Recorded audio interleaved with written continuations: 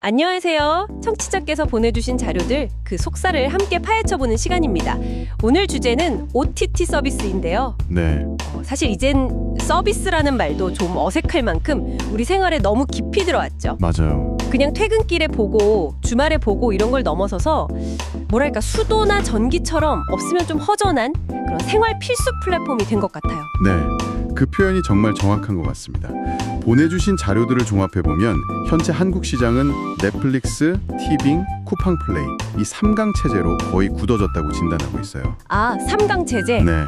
근데 여기서 진짜 흥미로운 건요. 이 셋의 경쟁이 단순한 점유율 싸움이 아니라는 거예요. 오! 서로 이기려고 막 사활을 건 경쟁을 하는데 그게 오히려 시장 전체의 파이를 키우고 TV를 본다는 경험 자체를 아예 근본적으로 바꿔놓고 있다는 점이거든요. 바로 그 지점입니다. 그래서 오늘 저희의 목표는 아주 명확합니다. 자료에 나온 그 5가지 핵심 동력을 하나씩 따라가 보면서요.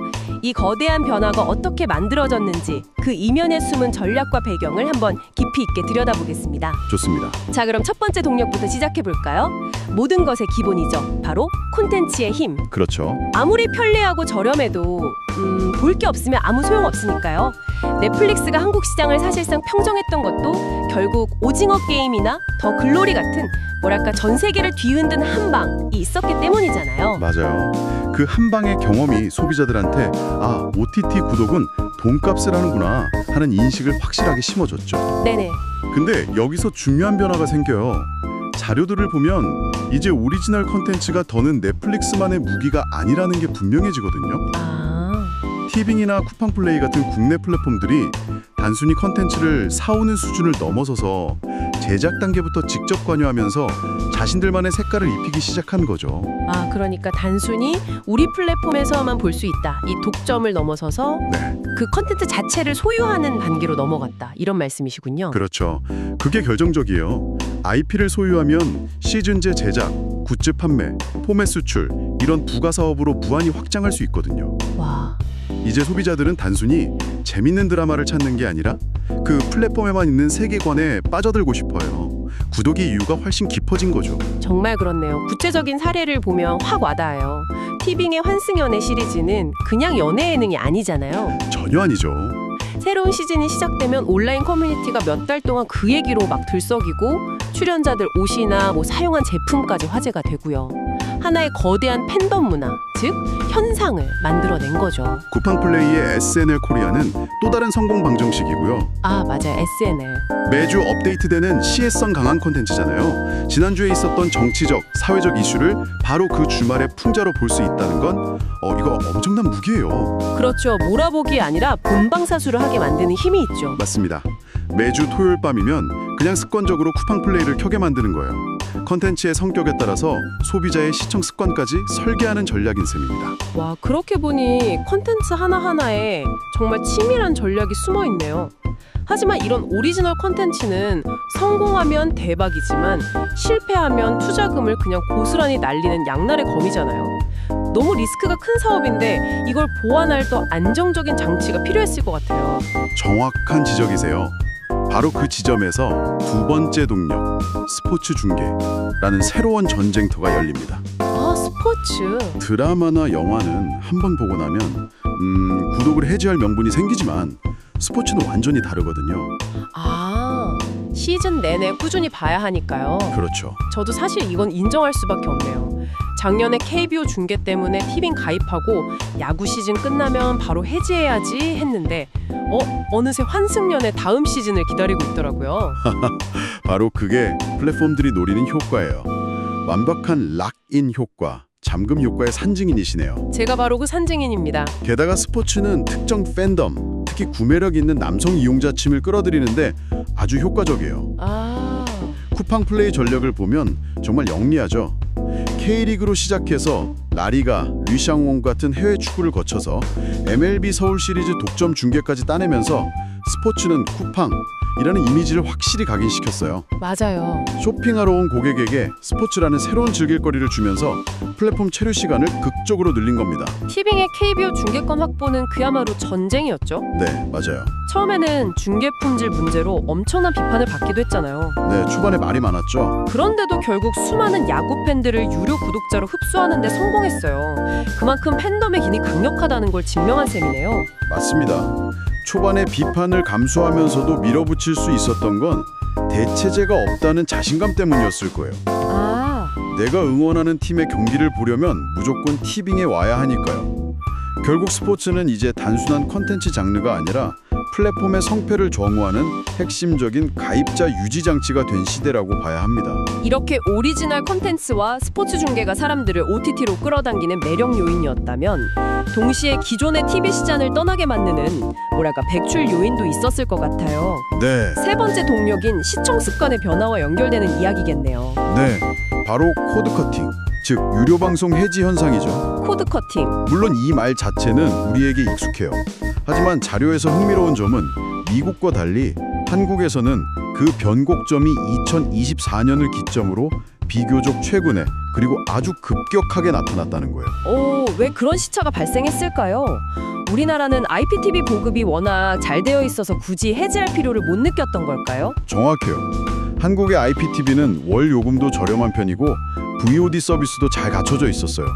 한마디로 가성비가 좋았죠. 네네. 그래서 한동안은 IPTV랑 OTT를 함께 이용하는 코드 스태킹 현상이 대세였어요. 아, 하지만 OTT 플랫폼들이 막대한 자본을 쏟아부어서 IPTV에서는 절대 볼 수 없는 오리지널 컨텐츠와 독점 스포츠 중계를 무기로 내세우자 균형이 깨지기 시작한 겁니다. 굳이 둘 다 유지할 필요가 있나? 라는 질문을 소비자들이 하기 시작했다는 거군요. 그렇죠. 어차피 내가 정말 보고 싶은 건 다 OTT에 있는데 매달 IPTV 요금을 내는 게 아깝게 느껴지는 순간이 온 거죠. 바로 그겁니다. OTT만 있으면 충분하다. 는 인식이 임계점을 넘은 거예요. 네. 특히 1인 가구나 젊은 층을 중심으로 TV는 그냥 큰 모니터일 뿐 실제 콘텐츠 소비는 전부 OTT로 하는 라이프 스타일이 표준으로 자리 잡았어요. 시청의 주도권이 방송사에서 플랫폼으로 그리고 마침내 시청자 개인에게로 완전히 넘어왔다는 그런 상징적인 변화라고 할 수 있습니다. 그런데 이렇게 구독할 플랫폼이 늘어나다 보면 구독 피로감도 만만치 않을 것 같아요. 있죠. 당연히 있죠. 넷플릭스, 티빙, 쿠팡 플레이만 해도 월 구독 유머 꽤 되잖아요. 여기서 네 번째 동력인 영리한 가격 전략이 등장하는 거겠죠? 그렇죠. 특히 쿠팡 플레이의 로켓 와우 멤버십 연계 전략은 자료에서도 전 세계적으로도 유례를 찾기 힘든 성공 사례라고 평가할 정도로 파격적이었어요. 네. 보통은 OTT를 메인으로 내세우고 쇼핑 혜택을 더 주는데 쿠팡은 완전히 반대로 접근했죠. 맞아요. 월 4,990원에 쇼핑 무료 배송이라는 이건 거부하기 힘든 혜택을 먼저 제시하고 쿠팡 플레이는 공짜로 얹어줬죠. 네. 사실상 OTT를 보기 위해 돈을 낸다는 심리적 장벽을 아예 무너뜨린 셈이에요. 이게 정말 기가 막힌 전략인 게 이용자들은 쇼핑 때문에 가입했는데 막상 써보니까 손흥민 경기도 여기서 하네? SNL 코리아가 이거였어? 하면서 자신도 모르게 플랫폼에 락인되는 구조를 만든 거예요. 자연스럽게. 네. 콘텐츠에 대한 충성도가 아니라 쇼핑이라는 생활의 필요에 기반했기 때문에 해지율도 극히 낮죠. 하지만 그 전략에 약점은 없을까요?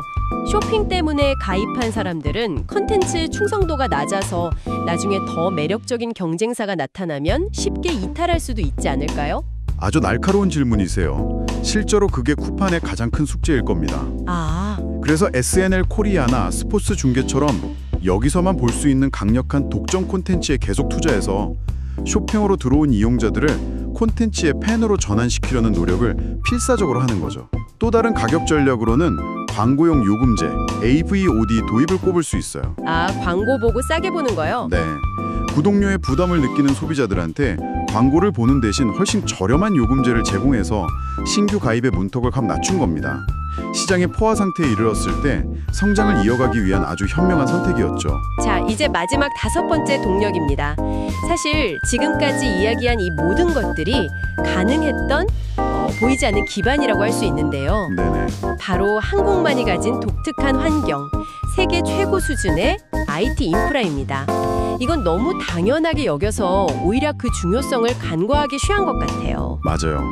하지만 이게 없었다면 지금의 OTT 시장은 존재할 수 없었어요. 그렇죠. 우리가 출퇴근길 지하철 안에서 4K 고화질 영상을 끊김없이 본다는 건 사실 전 세계적으로 보면 거의 기적에 가까운 일이거든요. 아, 그런가요? 그럼요.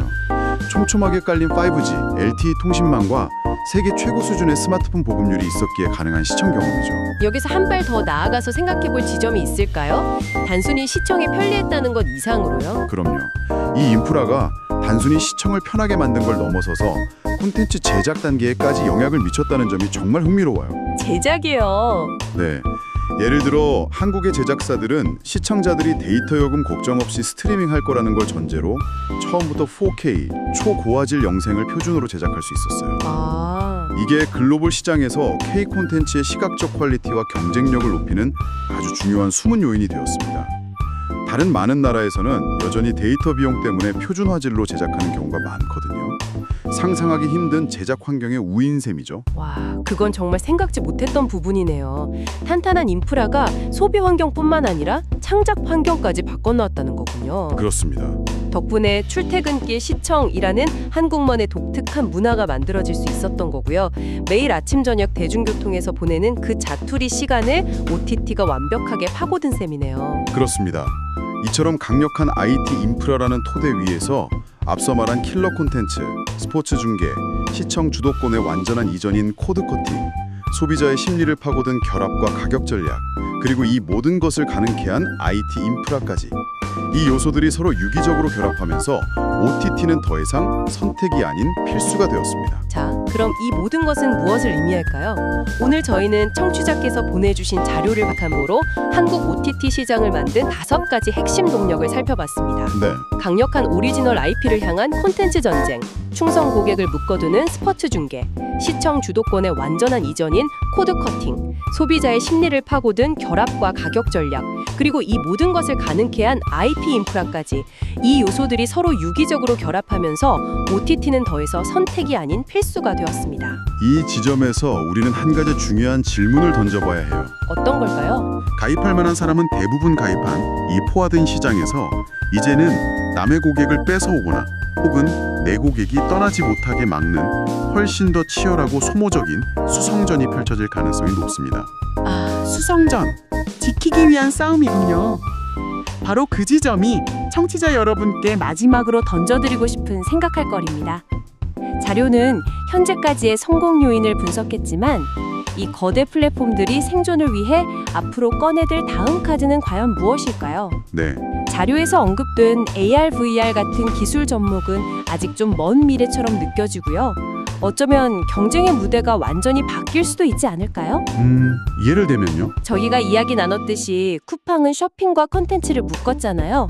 그렇다면 통신사가 자사의 통신 요금제와 OTT를 더 강력하게 결합하거나 혹은 네이버가 웹툰, 웹소설 IP를 기반으로 한 영상 콘텐츠를 자사 플랫폼과 묶어서 새로운 생태계를 만들 수도 있겠죠. 아, 그럴 수 있겠네요. 어쩌면 다음 전쟁은 콘텐츠 자체가 아니라 누가 소비자의 일상과 더 강력한 묶음을 만들어내는가의 싸움이 될지도 모릅니다. 이 거대한 시장의 다음 단계를 상상해 보는 것, 이것 또한 무척 흥미로운 일이 될 겁니다.